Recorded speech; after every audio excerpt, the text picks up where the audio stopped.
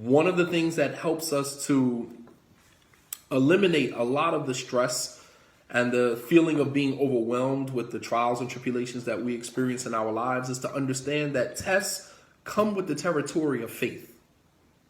If you say you believe, then you have to leave some room in your life that your statement, I believe in Allah, I believe in God, is going to welcome trials and tribulation tests from Allah subhanahu wa ta'ala.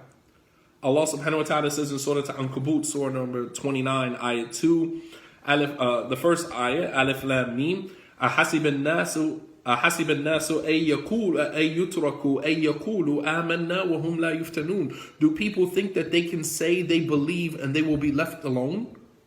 أحسب الناس أن يتركوا. Do people think that they will be left alone? أن يقولوا آمنا, because they simply say they believe. وهم لا يفتنون, and they're not going to be tested. Do you think that God is just going to leave you alone simply because you say you are a believer? And this is something that's very important for people who are new converts, who convert to Islam, and then it seems like your world is just crumbling beneath your feet from the day that you took your shahada, not realizing that this comes with the territory. You said you believe, so God is going to give you tests, not to see whether or not you believe, because Allah already knows whether or not you believe. So why does Allah test us? Allah doesn't test us. Some people say, well, Allah tests you to see if you really believe. As if God doesn't already know whether or not you really believe. Allah already knows whether or not you believe. So he gives us the test for what? To expose to you who you really are. To expose to you who you really are. And whether or not your statement, I believe, really has any weight to it. God doesn't need to see whether or not you really believe. He already knows. Allah is not affected by time, circumstance. Time affects us. We are limited by time. God is not limited by time. So he doesn't test you to see if you really believe. He already knows whether you really believe. He's proving to you. You become, hujjah ala nafsik. You become a proof against your own self. You become a proof, a testament against your own self. You either say you believe, and then God gives you tests, and then you pass those tests, and then you can stand firm on your faith, stand firm on your statement, I believe, or you say you believe, God gives you tests, and you fail each and every test that is given to you, and you stand as a proof against your own self. So Allah subhanahu wa ta'ala says, أَحَسِبَ النَّاسُ أَن يُتْرَكُوا أَن يَقُولُوا آمَنَّا وَهُمْ لَا يُفْتَنُونَ. Do people think that they can say they believe and they will not be tested? Indeed, we have tested those who came before you, and we will test you, and we will make it known. وَلَيَعْلَمَنَّ اللَّهُ الَّذِينَ صَدَقُوا. And Allah will make it known to you and to the people who you've professed to believe. He will make it known to them whether you are truthful or whether you are a liar. So we have to leave a little bit of room that trials and tribulations and tests, they come with the territory of faith. That comes with the territory. All right? And, I think some people kind of, have these great expectations that when I say I believe in God or I step into this particular religion, that my life is supposed to be just peaches and cream. Like it's all supposed to be gravy. It's all good. No. The moment you testify to La ilaha illallah Muhammad Rasulullah, I bear witness that there's no God, no deity worthy of worship except Allah, and I bear witness that Muhammad is his messenger, you are now welcoming the tests. Right? Your life doesn't get smoother because now you've professed to be woke.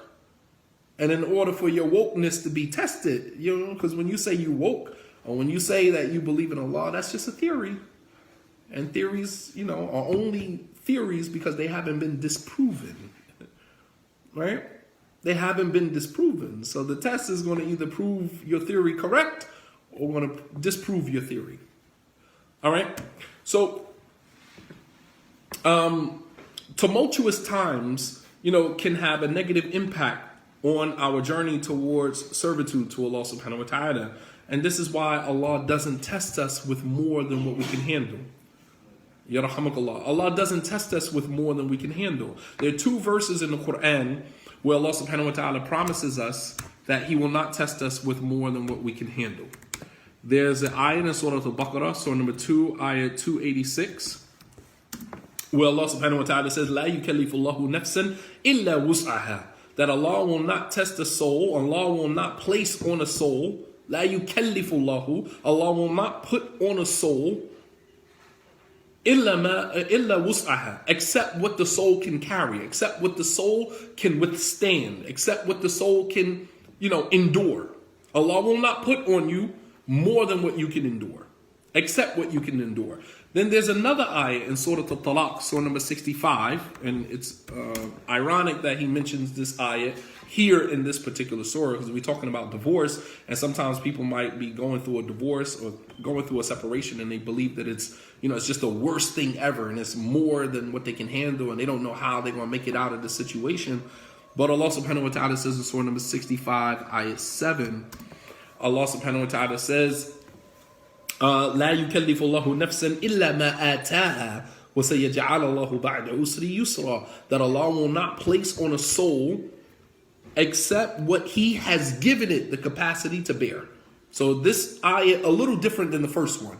The first one says, لا يكلف الله نفسا إلا وسعها, that Allah will not place on a soul except what it can bear.